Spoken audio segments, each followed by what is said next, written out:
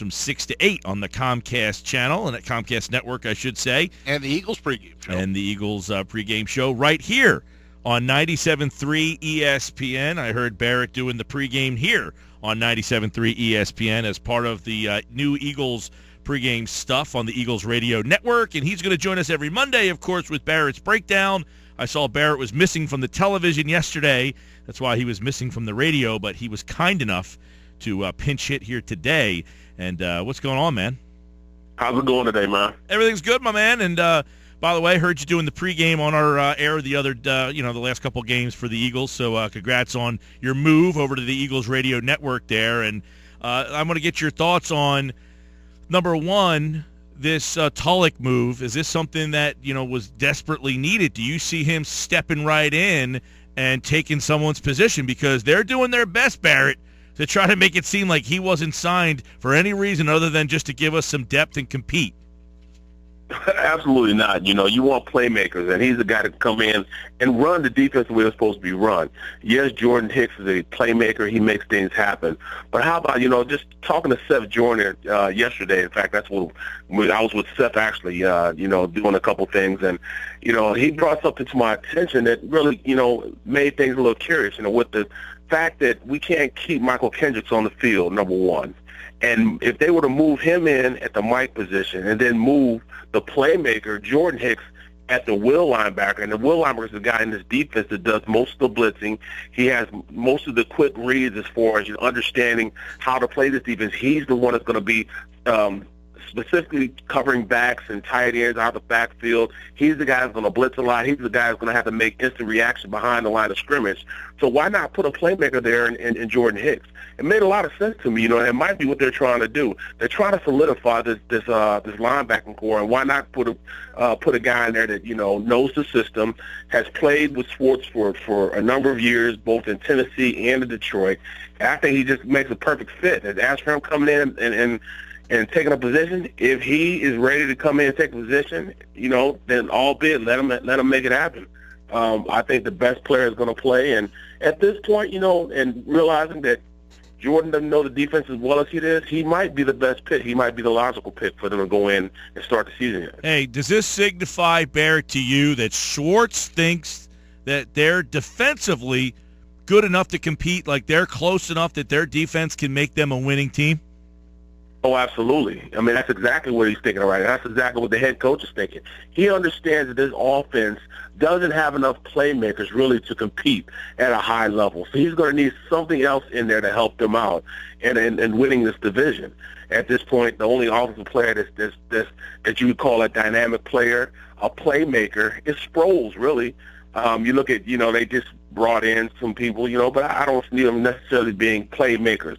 Sproles is right now the only playmaker on this team that can do it day in and day out, who's proven themselves day in and day out. Yes, you have Zach Ertz. He has that ability. Yes, you have Trey Burton. He has that ability. Green-Beckham has that ability also if he can get his head around the offense. But proven time and time again is Sproles. He's been that spark plug to help not only special teams but also this offense. Barrett Brooks is our guest from Breakfast on Broad, Super Bowl champion with the Pittsburgh Steelers. Barrett, Dorial Green-Beckham, Nelson Aguilar, Jordan Matthews, Huff, Randall, all those guys drafted in the first, second, or third round. Why is wide receiver such a question mark? You have to catch the ball, man. And look at the guy that's making most of the highlights right now. That's Turner. And the only reason he's making highlights really because he's catching the ball. He's going out and making great plays catching the rock. So we don't need much from these receivers. They have the ability to get open. They have the ability to break free. They're just not catching the ball. Too many drops, too many double catches. Too many times they're not doing the simple things that receivers need to do, and that's just catch the ball. I just don't understand it. It baffles me that receivers at this level have a problem with catching the ball. I remember when I was playing here in Philadelphia. I had guys that would go a straight week without dropping a pass. And, that's what you need. Fred Barnett, guys like that wouldn't drop a pass the whole week of practice. And I think these guys need to go in the same way. They need to go, not just game time, but just go through an entire week without dropping a pass. Start from there. This week I'm not dropping a pass in practice. And then that'll extend you into game-type preparation. When I played for the Steelers, those guys did the same thing. Randall L. wouldn't drop a pass. Hines Ward wouldn't drop a pass.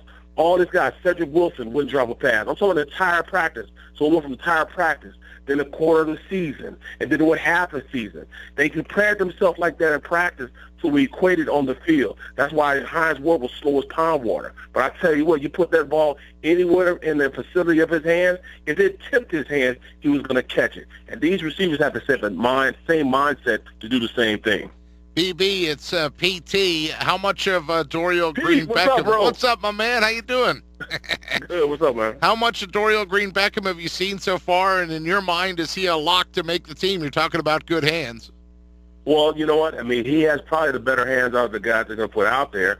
I think the biggest thing with him is he just has to get into the offense. He has to understand that he has to go full speed every play. It's not a given in the NFL that guys go out there and compete every single play. And I think that's what they question with him the most.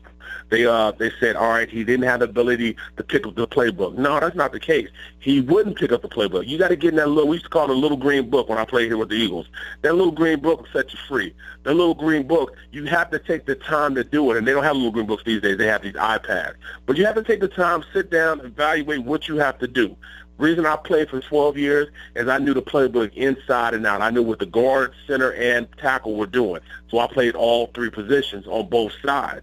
You have to understand where you fit in, how you're going to, what everybody else is doing, so you know what you're doing. So if you know the route combination, you're going to have curl flat. You understand if you have the curl, then somebody else has the flat, so you can't run into that route. If you know you have double seam routes on both sides, you know you can't bend it into the field because you're going to bring the defender to the guy on the other side of the field running the seam route. Those are all things that comes with just having football knowledge. You have to have that football proof. You know, a lot of people don't spend time doing that, and that'll get you out of here. Make sure you go in, study the playbook, understand what you have to play. I played with guys that did the same thing. I had a tight end, man. Every time we go to the line, they call a play. All right, it'd be jab 33 on 3, ready, break. We're the front side. All right, we got to deuce the front side.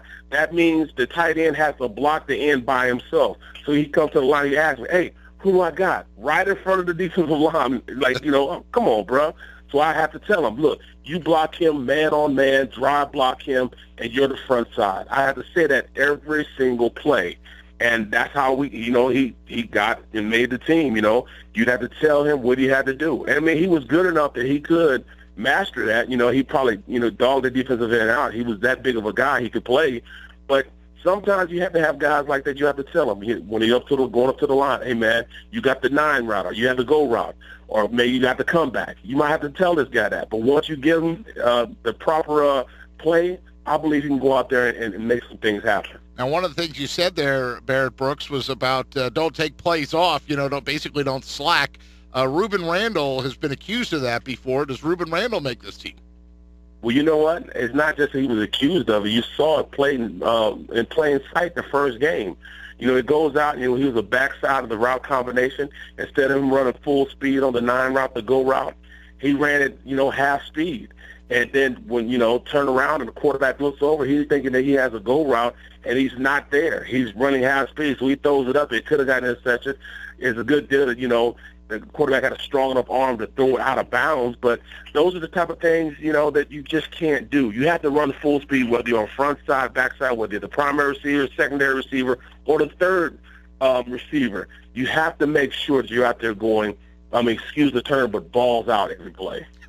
Mike Gill and I were talking earlier about Lehigh surprises, you know, back in the day where there always seemed to be that player that was right on the verge of making the team, and everybody talked about him, and then he was like one of the last guy cut. Mr. Right? Lehigh, you know him, right? Absolutely. You know, there was a guy last year, receiver like that was a local kid that went through the same thing. But, you know, it's another receiver. You know, it had to be Turner. Turner's right on the cusp of making the team and not making the team. He doesn't have the skill set, really, that these other receivers have as far as, you know, being big, strong, fast, and all that. But what he does best, he goes out there and catches the ball. He makes some magnificent catches.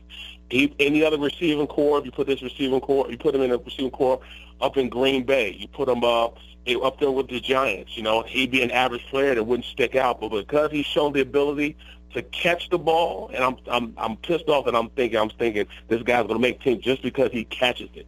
Not from running routes or anything like that, but he just catches the ball. he might make the team just because of that. So he's like my camp warrior right now. Well, let me ask you this, Barrett.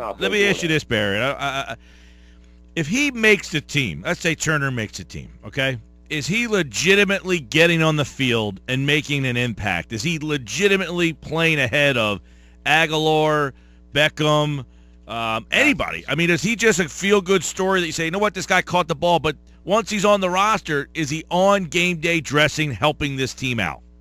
No, if he doesn't stick out on special teams, I don't see him doing that. And I hope he proves me wrong. I hope he goes out and maximizes his playing potential.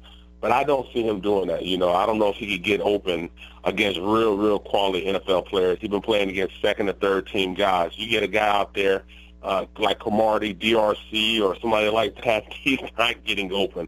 You have to, these guys are pretty special once that 53-man roster gets put together. The guys out there playing are pretty special. So I don't know necessarily that he can go out there and make an impact.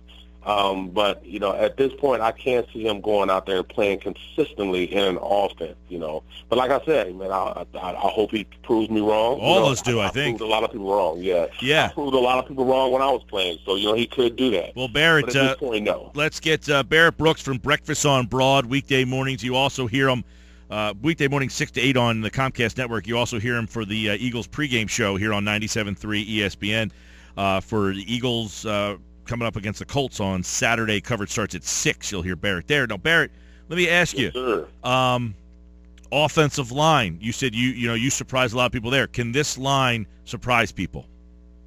I think that they'll be consistent. They're not necessarily going to be blowing anybody off the ball.